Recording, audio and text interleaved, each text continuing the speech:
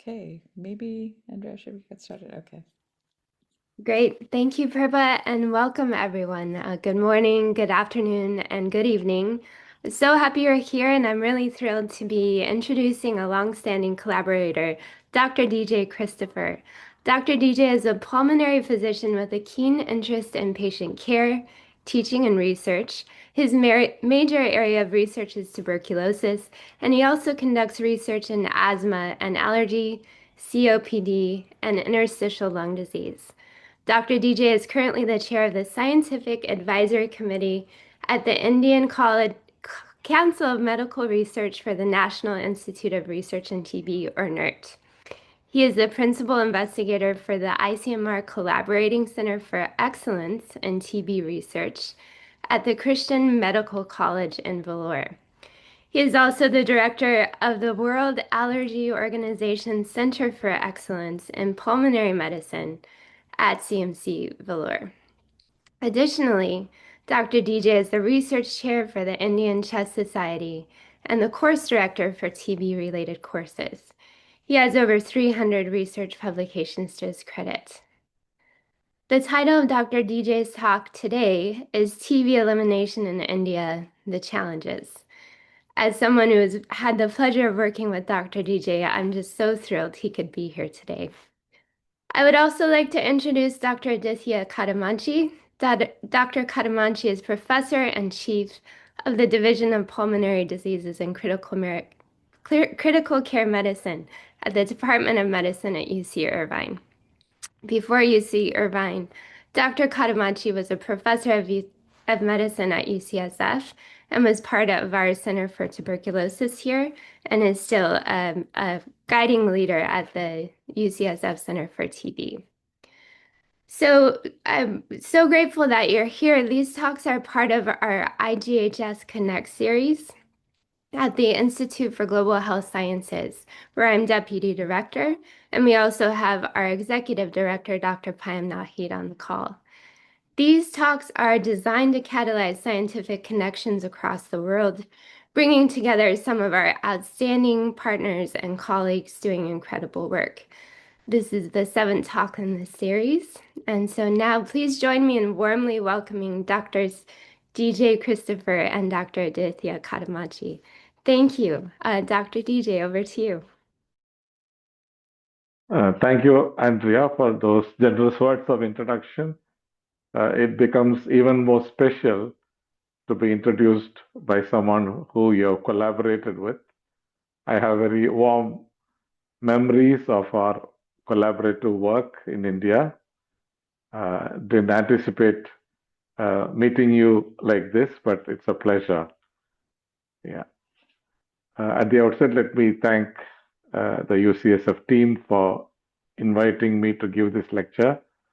It would be impossible to decline an invitation from Aditya and Payam. So here I am, and I'm going to take you through, let me share my slides now.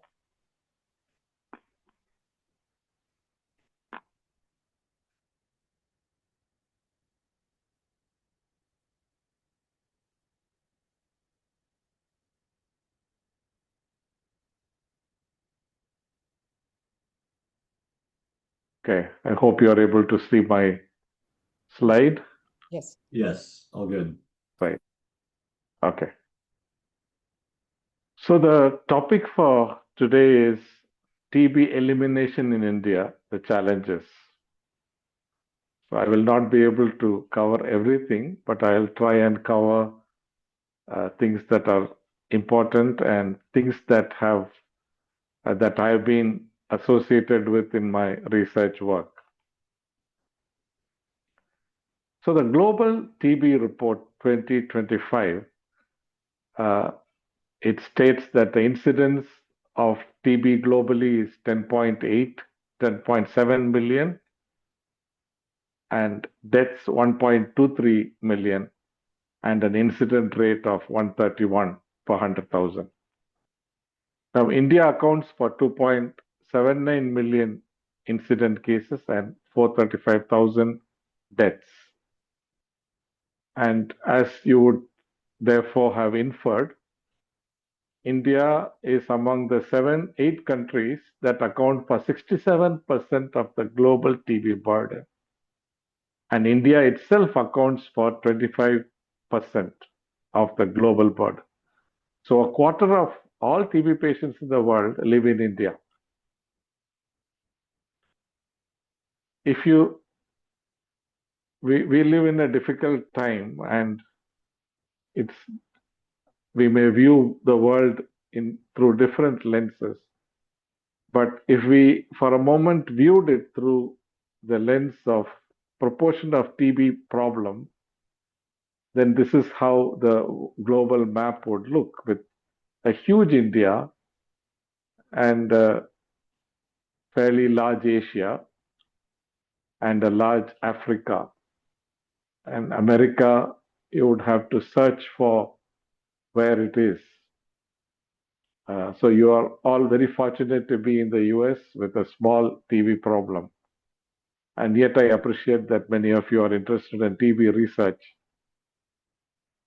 And in comparison to other infectious diseases such as HIV and malaria,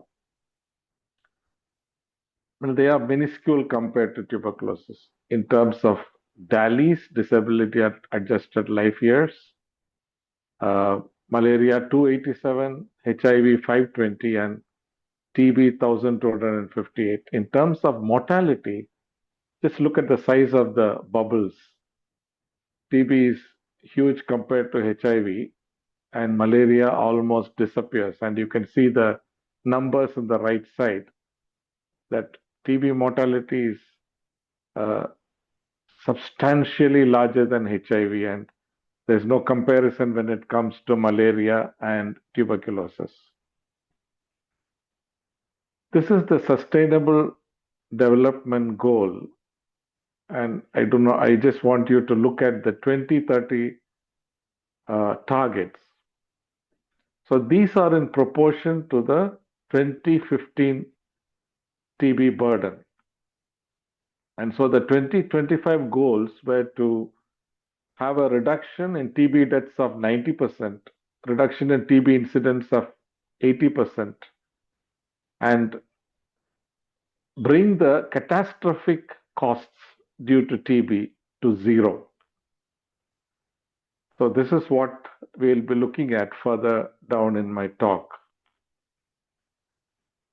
Now, there's also a huge drug resistance problem in India, and as you can see the size of these balls, and the biggest ball is in India, and no other country has the proportion that we have in India. So over the next few minutes, I'm going to look at 6 priorities for action to eliminate TB. First, reaching the missing cases, address the MDR TB on a crisis mode, address major gaps in TB cascade of care, tackle determinants of TB disease, intensify research, and ensure rapid uptake of innovations. Political will and investment in health. So reaching the missing cases. So there were early studies going back a decade ago that showed that estimated India may have 250 to 450 cases, but this is not an objective estimate, and there was fear that it could be higher than this, since the other community surveys done in Nigeria, Indonesia, etc., turned up with 2 to 3 times the expected figure. For TB elimination, it's important to have precise epidemiologic data. We have it now recently, and I'll share that with you towards the latter part of my lecture. Now, this is how it was, the number of missing cases. So India topped in terms of the number of missing cases that went unreported, undiagnosed, and that was close to 1 million. So we always talked about 1 million missing cases in India, and the question really was, how would we get these millions in. And now to have a more recent estimate, well, this is again not too recent, but you can see that the India is in a moderate, medium shade of gray, and that is 40 to 69% of cases reported.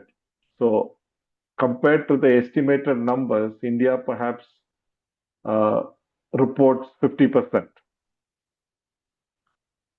Now the TB notification has increased, although the case numbers are probably dropping. So that's a good sign. What you see in blue in the bottom are the cases reported in the private sector, the yellow in the middle from the public sector, and the light yellow at the top, combination of the two. And so you can see the worm crawling upwards, and that is a good sign that we are reporting more cases than we were in the past. Now, improved TB diagnostics is central to case detection, and how much you detect will depend upon how good the diagnostics is. And I'll talk a little bit more than the other priorities, that I know that you have an interest in TB diagnostics, and Aditya and Payam and others lead a very successful consortium. So the Gene Expert, the first well-known popular nucleic acid amplification test, was a game changer without any doubt. The simple to perform cartridge-based test, which can give out a result in 2 hours, changed a lot of things with regard to TB diagnosis. Now, very early, maybe 2010, India set out to do an excellent study to look at, they chose sites in rural, urban, and hilly regions of India, these dots, and they looked at what would happen if expert was placed in a decentralized fashion in all these in these locations. And what they found was that compared to that of course expert picked up substantially more cases than smear microscopy. And what you see here is the rifampicin resistance data, and you can see that compared to either line probe assay or culture DST, you have expert picking up all categories in excess of 90%. So expert not only picked up more cases, but detected more drug resistance. There was a huge fear at that time that, unless there is air-conditioned room to place expert, the weather will hamper the output of this test. But this team reported that only 35 out of 42,000, only 0.08% tests were failures, and only 5 could be attributed to high ambient temperatures. So one of the major objections or major challenges that was construed actually didn't turn out to become a fact. So the increased case notification was 39%. So 39 bacteriologically confirmed cases were picked up in this study, and the multi-drug resistance notification went up 5-fold. And 1/3 of rifampicin resistant TB cases were detected only by expert, which the smear microscopy missed. And these people and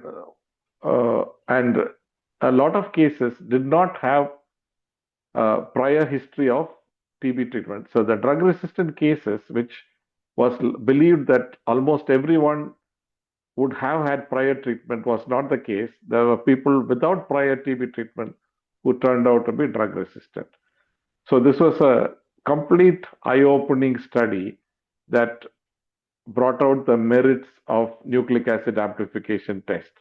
And they concluded that extending this universally would change the scenario dramatically. And you would expect this with smear with a sensitivity of only 50 to 60%, expert 85%, and now we have ultra, which has a sensitivity of 90%.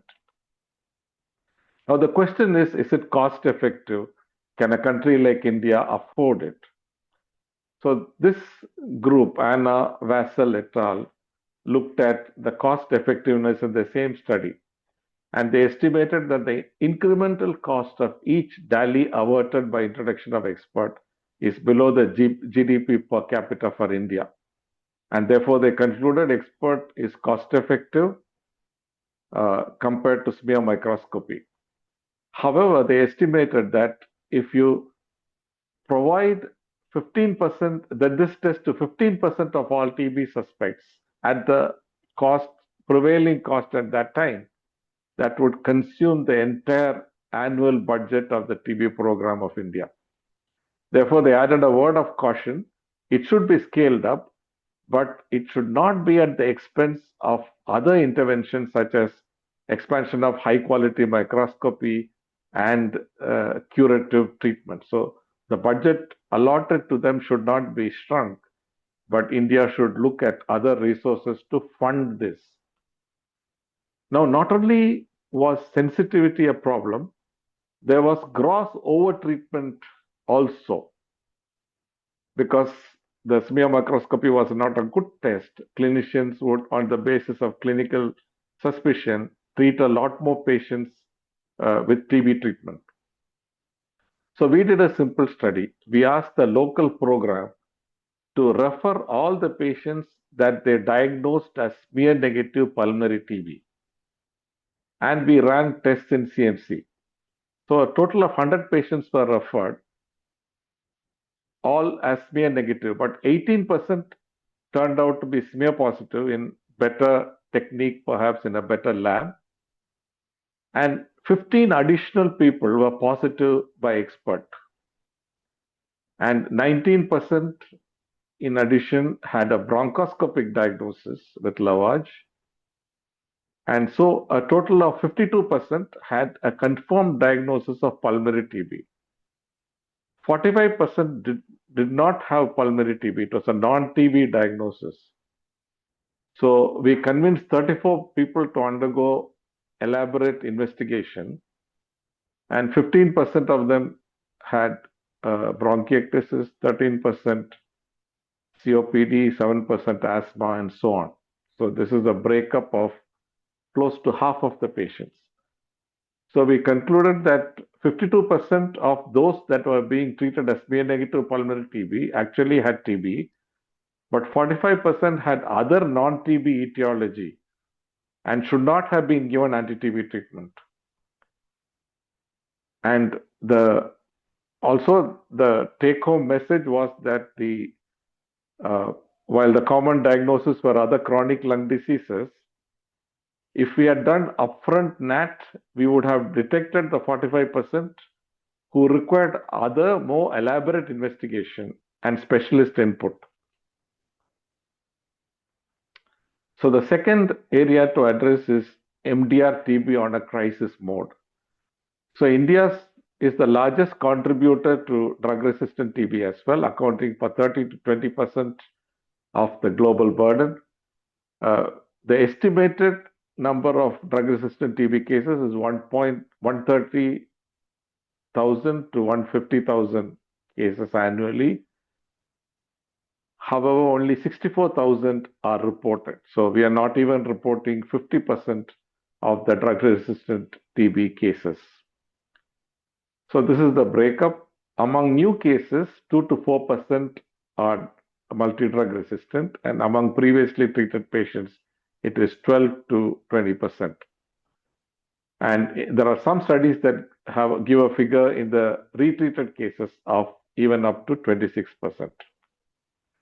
Now, there is a paradigm shift. Resistance for practical purpose was always acquired drug resistance in the past. But now, a lot of people are developing drug resistant TB without being previously treated for drug-sensitive TB.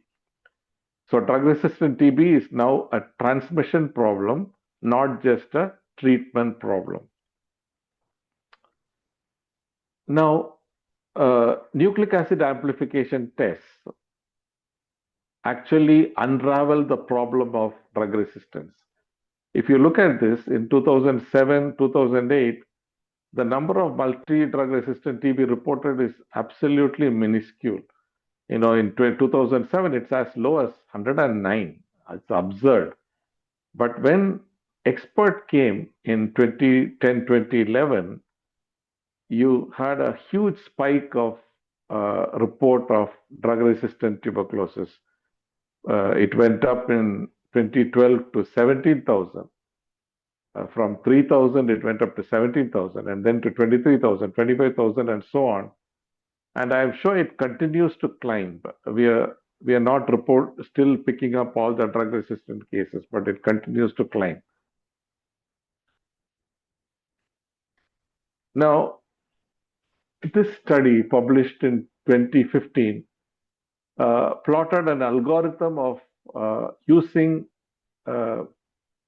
nucleic acid amplification test and detecting resistant tuberculosis.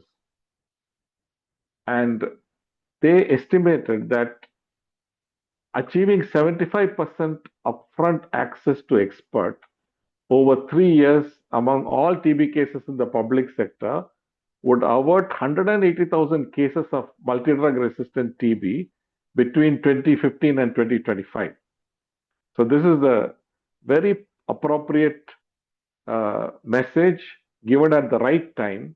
Had we taken their advice and had we implemented nucleic acid amplification to 75% of our suspects, then we would have had such substantial gains. So they also predicted that this increasing MDR epidemic would become a diminishing one. But where are we today? We are talking about 2015, but in 2022, so this is how it is. So in 2015, almost all the tests were predominantly all the diagnosis was predominantly microscopy driven, the yellow bars, and then the green top is the nucleic acid amplification contribution to diagnosis. So it has increased very gradually, and in 2020, we see that still a substantial proportion of patients, only a small proportion of patients actually get nucleic acid amplification test for diagnosis, and we therefore still have a long way to go. The third issue to address in terms of TB elimination is to address the major gaps in TB cascade of care. This was a study done by a CMC team. It looked at the delays in the TB cascade of care and the out-of-pocket expenditure, which they reckoned would be significant and would be a huge deal for the poor people that develop TB in the community. So they recruited people from the community, both they had both urban and a substantial rural population. They looked at two major outcomes. They looked at health system delays. So health system delays, they defined as the delay from the first healthcare visit to the date anti-TB treatment was started. So this delay here. And they also defined treatment delay as the delay from the date of TB diagnosis to the date of anti-TB treatment initiation, the delay here. Are you able to see my cursor? Yes. Yes. Okay, then I'll just stay with the cursor. So in all, they recruited 880 patients. 34.7% only presented to the public health facilities. My data here is really bad too, but let me send it to you. And 65% went to private health facilities initially. The average monthly income of these individuals was $77.79, and about 69% of this group incurred pre-treatment costs at an average of close to $40. The health system delays were 21 days, and the time to initiation of treatment from diagnosis was a median of 6 days. So this captures a lot of challenging problems that patients faced in the healthcare cascade for tuberculosis. And this is the very complex pathways. It's so complex and so bizarre, and that patients had to go through such a maze to eventually reach a system to get diagnosed of tuberculosis. Now, thankfully, the federal government and the national health system recognize that we cannot force all patients to use the public system. So the government went from looking at it as the owner of the TB program and preferably the sole owner. Then they said we should now become the enabler of the TB service. And I think that was a very progressive move. And they recognized that a substantial proportion of patients went to the private sector. There were non-governmental organizations that were doing a lot of good work. There were medical colleges. They were contributing to TB care. And so they changed strategy. And then they said, we will ensure that the standard of diagnosis, treatment, and were good, and also that we would ensure that there was public health responsibility felt by these players. And it was hoped that this missing million would shrink once the government or the public national TB health program recognized that there were other important players in this. This is another study that will illustrate the challenges with cascade of care. So this was a study I did with Madhukar Pai and team. So this is going back in 2008. So as Gene Expert came into the country, it was placed in all the big reference labs. And Madhu and I were discussing this, and he said, this was designed to be placed at the point of care and not in reference laboratories.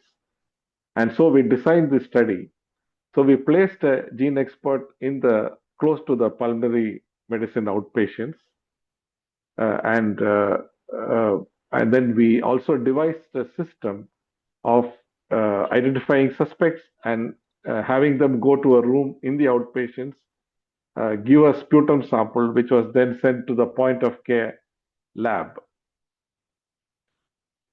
And so we looked at the flow and calculated the time delays at different points.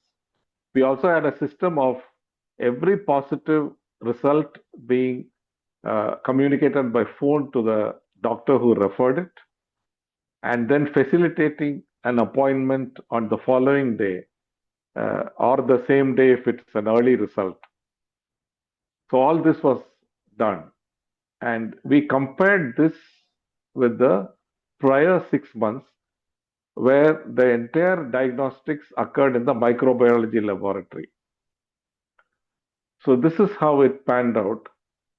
The routine expert, which is through the microbiology lab, this is the time to diagnosis and time to being seen by a physician. So by shifting the machine to the point of care, this is how the time to diagnosis changed. And this is the time for patient to see a physician. 32% saw the physician the same day, and it increased in the next day. Most people have seen, and very few spilt over on subsequent days. So we showed that point of care placement of the machine reduced the time to diagnosis by 5.5 days compared to routine expert, which was the machine placed in the microbiology lab. And as I said, the same day diagnosis, same day treatment happened in 32%. So, these are small, these appear like small things, but these make a huge difference to TB cascade of care.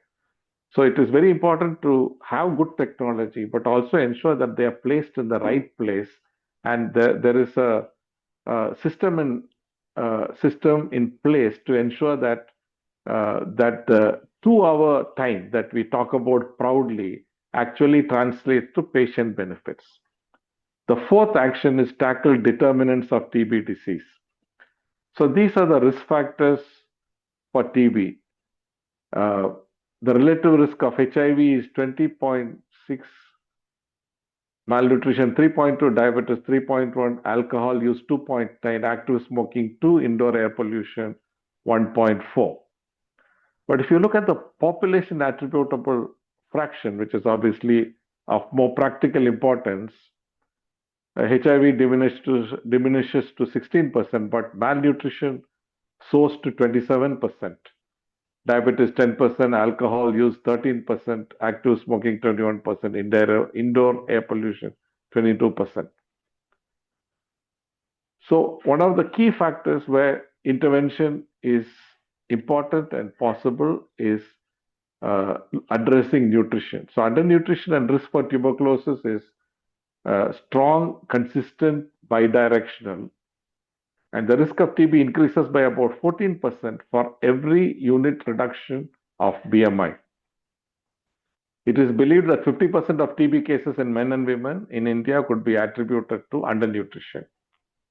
And undernutrition was highest among younger age groups, women, villages, tribals, and lower quintiles of wealth index. So this is Report India data. So many of you know that there's a Indo-US TB consortium. Andrea worked with me under that consortium. Undernutrition is a leading global risk factor for TB. 50% of adults are believed to have, as I said. So the findings of the consortium is that BMI less than 16 has, now these are all on diagnosed patients. So we do not know the risk to develop TB, but we know that the unfavorable outcomes are 2 times higher in BMI less than 16. And they also looked at what is pre-morbid obesity, again 2 times higher risk. And no weight gain in 2 months is 1.8 times higher risk of unfavorable outcomes and 5 times higher risk of death. Severe stunting has 1.5 higher risk of unfavorable outcomes. Underweight plus alcohol, 2 times higher risk of unfavorable outcomes. And also the levels of rifampicin were lower in the undernourished, and therefore the advice of the consortium was that the dose of rifampicin had to be increased. And again, there was higher prevalence of parasitic infection in the undernourished, and it was recommended that empiric deworming should be given to those who are undernourished. So I did not have time to fit in ration study. That was a landmark study done in India by Bhargava et al. So they gave nutritional supplements to patients at diagnosis and also their household contacts. And the most important finding that they were able to show was that the risk of household contacts developing TB dropped substantially. If I'm not mistaken, the relative risk was something like 0.38. So we now have an intervention that could have huge public health impact, and immediately nutritional supplementation should be rolled out to all TB patients and their household contacts. The other determinants are airborne infection control measures. These are all challenging. Strengthen contact investigation, again, not easy. And preventive treatment for high-risk groups. So where are we? I could not get data on preventive treatment in India. It is very bad, but this is international data. Preventive treatment for latent TB in those living with HIV is 58%, but household contacts only 25%. So this is likely to be the picture in India as of now. And the global TPT is increasing, but I think we still have a long way to go. High-risk groups should be identified and should be treated for latent TB. Sixth, intensify research and ensure rapid uptake of innovation. Research is, sadly quite pathetic in India in terms of funding and the systems of research in place. I see a lot of hope in collaborative research, and I hope the federal government would set apart more funds for research. But one major gap in research was the lack of information on national TB prevalence. This study has now been done. After 60 years, the previous survey was in the 1955 to 58. This is the largest nationwide prevalence survey in the world, covering 350,000 population, and used advanced data management systems and digital chest X-ray. So it's a great study that was done.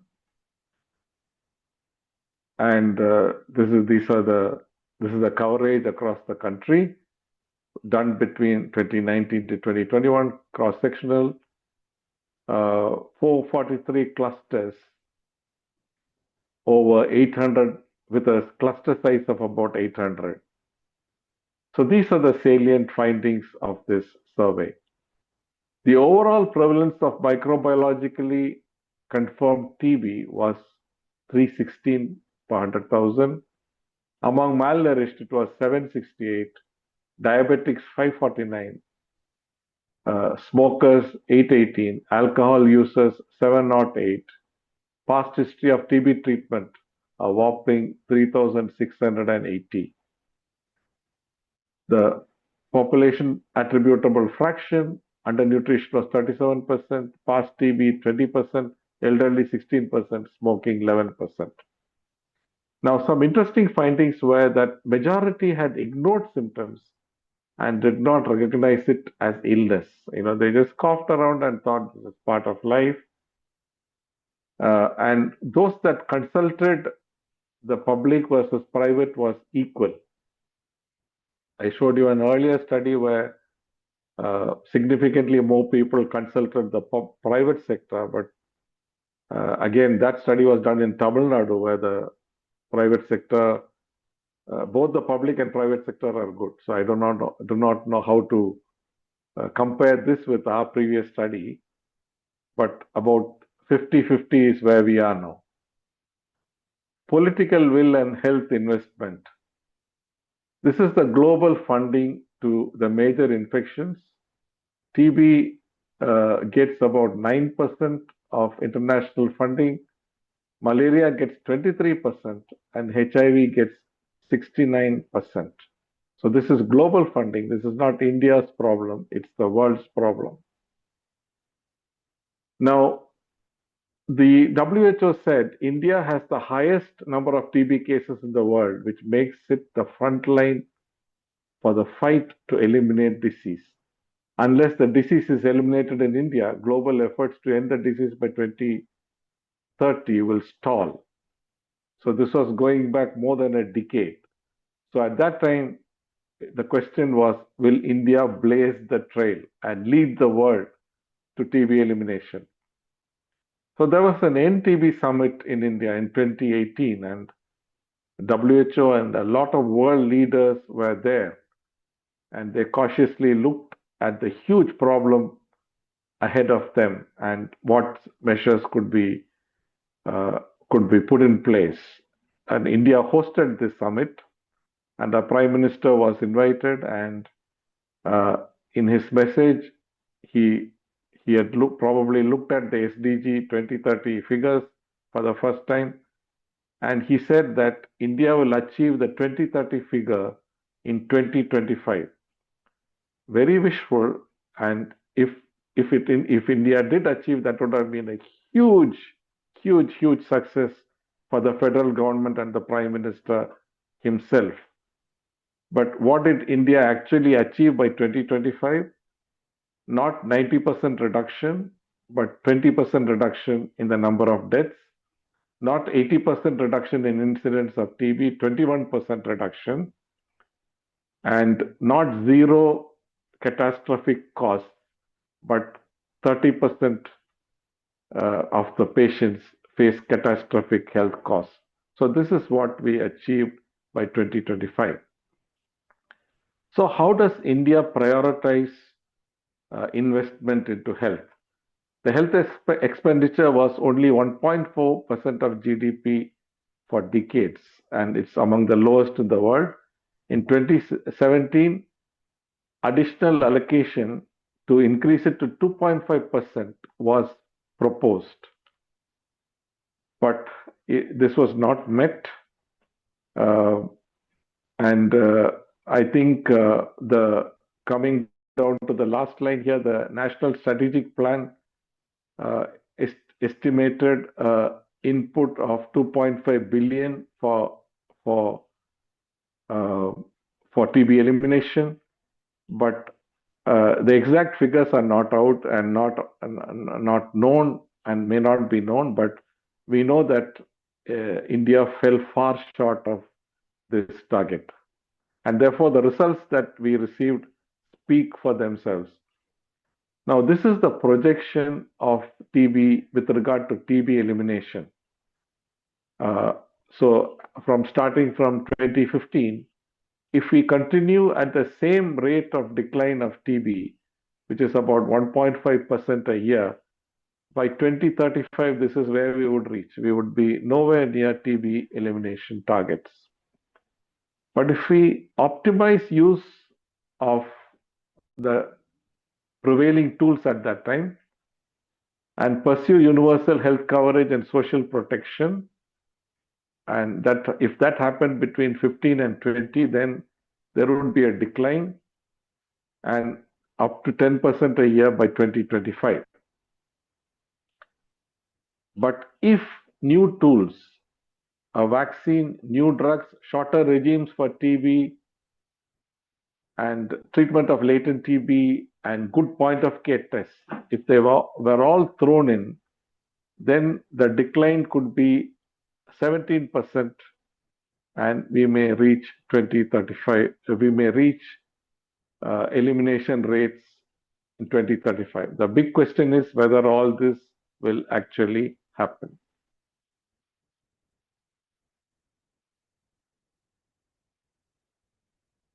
Okay, so concluding slide, I think it jumped one slide, but this is my concluding slide. The battle to, oops, is there a clue to stop? I'll just quickly go through the conclusions. The battle to eliminate TB is far from won. Political will has been expressed, but not followed up by tangible action. There will not be dramatic change unless a paradigm shifting approach is adopted. The task is not easy, and the financial and logistic challenges are huge, and at this point in time looks unsurmountable. India would not reach the SDG 2030 target in 2025 as promised, or even in 2030, or maybe not even in 2035. Thank you.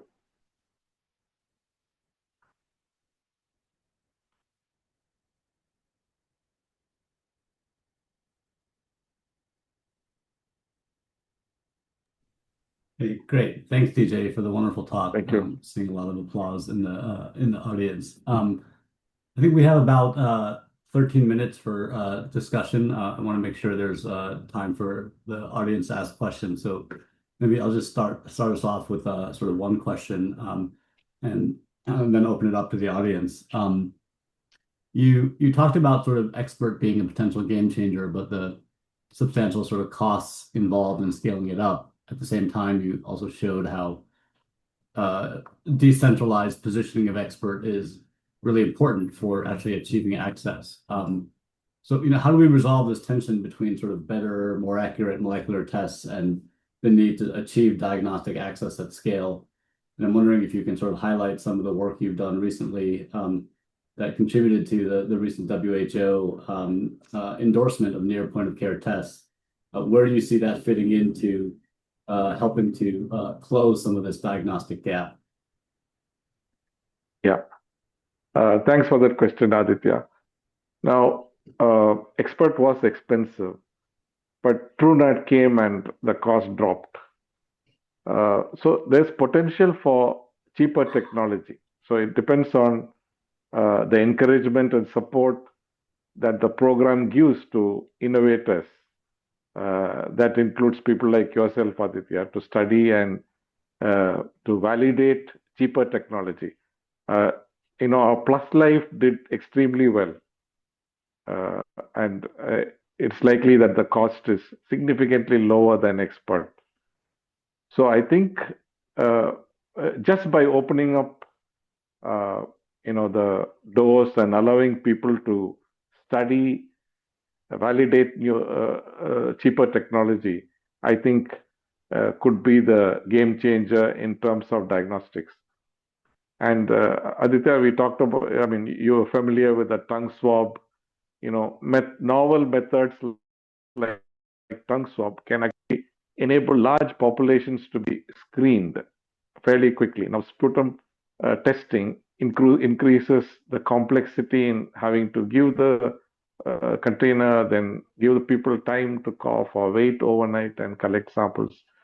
So there should be innovative ways like, a blood test would have been fantastic, but we don't have a blood test. And I hope we have something where a small prick and it's all done. So I hope we take the right path, Aditya, to use cost-effective technology and ensure that everybody gets this upfront. Great. I can ask, why don't we open it up to the audience, given that we have 10 minutes left.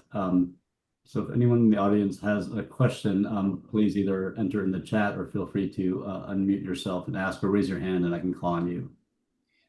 There is one question here. It says, so these are all cases that would have been totally missed before expert, I think, based on the slide that Dr. DJ showed. Yes, absolutely. So a substantial portion of microbiologically diagnosed TB today was missed in the past. And as I also showed that, therefore, people thought they were compensating by treating a lot of people with TB drugs unnecessarily. So both these were happening, and the expert and other NATs, which are cheaper, have certainly made a difference to diagnostics in the country. But India still has not gone to upfront NAT. It is placed at next level in most situations. Only certain states or certain pockets of states have used it upfront, which is what is the need of the hour. Thank you. So, Rupa, you had your hand up? Let me ask Rupa, go ahead. Yeah, I had two questions. One is, how is the new treatment regimes working in terms of shorter treatments? And two is, I think you covered it, like how much of the diagnosis is happening in private versus public sectors, not just in urban areas, but in more smaller towns and more closer to point of care. So the spectrum would change from rural to urban and cosmopolitan to other cities. So it would certainly change. But I think a ballpark figure of 50% is reasonable between private and public. And your first question was about shorter anti-TB drug. We absolutely need shorter treatments. I didn't have time to cover that. And we have, I think, a 5-month treatment which has been shown successful using adding moxifloxacin. It is not yet introduced to the program. Studies have also shown that you can triage non-complex TB and give them shorter treatment. So these are all knowledge that we now have, but I think gradually this should get implemented and will improve compliance, improve treatment completion for sure. And thanks a lot for your great talk. Thank you. Great. Thank you. Patrick? Thank you, Dr. DJ. Thank you for your presentation. I mean, related to the previous question, you talked a lot about the impact of diagnostics and how that will be important to control the epidemic. I mean, I wonder whether you think there is any value in new drugs, and whether you think that there will be an impact with new drugs. New drugs are expensive. They may result in treatment shortening. I don't know if it seems, as you discussed, the gaps in the cascade of care were principally around treatment initiation. I wonder if just to reflect a bit more on what do you think the impact of new treatments might be in India? Well, new treatments would certainly add a lot of value. Existing treatments are reasonably effective. I don't think we have achieved the full success that we are meant to get. That's because of we don't have mechanisms of ensuring compliance. Well, it's not common anymore, but shortage of drugs has happened even more recently, but it was a routine problem in the past. So yes, best use of the existing treatment, number one. Second, new drugs would be great, especially for drug-resistant TB. It would be great, and research should continue, and we should bring in new drugs for sure. Phil, you had your hand up. I think it's taken down, but I'm not sure if you had a question. No, I did have a question, but it was answered regarding I really like the concept of government as the enabler of private sector care for patients with tuberculosis. The specific question I had was the distribution of expert or other molecular tests between the public and private sector, but that got answered. That's part of the previous question. But I might ask you what else is being done? How is this enabling function of the government in being expressed in the private sector? Right. Phil, at the outset, I've heard a lot about you from Aditya and others. Pleased to meet you virtually. Coming to the question that you asked, initially there was a kind of a total denial of anybody else's role except themselves. This is our vertical program, and everybody should fall in line and get treated only through us and through our networks. But that network is not very effective, and it doesn't cover the entire population. So the first step is recognizing that others also contribute. So what they did was they opened up a portal for the private sector to report their cases. That's probably the single best thing they did. And so there is now mandatory reporting of all patients diagnosed by anybody, not just by the physicians. The labs have to independently report. And the pharmacies have to report any anti-TB drug prescribed. So they have put in mechanisms such as this, and they also have some incentives to physicians, not to hospitals like CMC, but physicians who treat in individual capacity get a certain incentive for each case they diagnose. And of course, they've also done some educational programs to practitioners who see and report a lot of TB cases. So, there's a kind of engagement in multiple small ways, but these have given tangible outputs.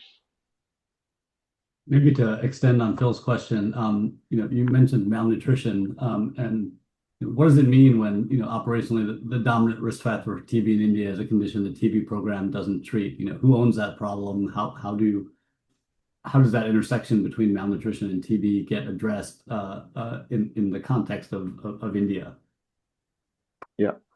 So Aditya, the bottom line is if you eradicate malnutrition, 50% of TB problem is gone. That's the bottom line. But it is the most complex thing in the world to do, to eradicate malnutrition across the country. But what is practical is to supplement both patients and their contacts. So that is now established. And I really hope that the government and the program doesn't drag its feet, but institute this nationwide. But unfortunately, things are slow and it's still not operational across the country. Great. I see some questions in the chat. I'll just go in order. Caitlin, do you want to ask your question? Yeah, I saw one question there. Is mobile radiography important in identifying? So, this national survey that they did, about 48% of the patients actually were not symptomatic. So the proportion of asymptomatic TB is very high in the population. So I think in some ways, digital radiology with AI complementing the reporting and identifying suspects who require further tests is really the model that we should adopt. And probably there should be screening at large scale in the communities with digital X-ray. Great. Maybe we'll take just one more. Caitlin, do you want to go ahead?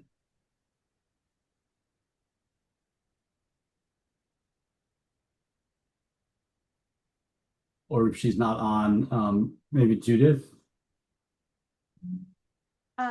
Thanks, Dr. DJ. This was super interesting. I was just wondering, since TB elimination will require way more sensitive diagnostics than what we currently have available, what do you think is the most promising modality for highly sensitive diagnostics that can be deployed widely? Would that be something like AI or digital tools or sputum molecular testing advances or something else? Caitlin, I wish I had a clear answer to your question. Now, as I said, if we had a blood test, the population all over the world, people are now used to just going there, giving a blood sample. So maybe that would be game changing. Till then, I think we have to make do with, advancements such as tongue swab and, things like that. Constantly, people have used masks and to sample breath, and there could be breath tests that diagnose tuberculosis. So I think research should continue along these lines, and we may end up with something that can make a game-changing step. All right, thanks. I think we're at the top of the hour, so we should conclude. DJ, I just want to thank you again for spending time with us today and sharing your experience and expertise, and also for the amazing work that you've done in India at CMC Vellore, not just for TB control, but for advancing sort of pulmonary medicine and lung health.